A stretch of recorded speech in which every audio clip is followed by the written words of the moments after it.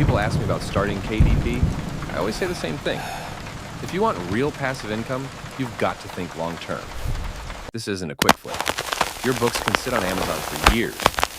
So if they're low quality or obviously AI, that can come back to bite you. AI made it super easy for anyone to pump out a book in a few minutes. And Amazon is not dumb.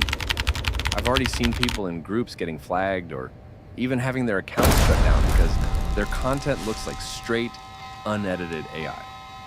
That's why I stopped uploading raw AI text completely. Now I make sure everything is properly humanized first. That's where BookAutoAI has actually helped me a lot. Yeah, it can write long nonfiction books fast, but what I care about is the humanization part. Better rewrites, more natural flow, more variation, less AI sounding. The books I run through it have been passing the AI detectors I test with, and honestly, that's what helps me sleep at night.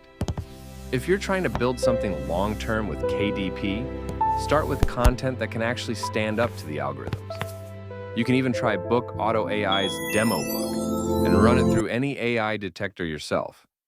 You'll see the difference pretty quickly.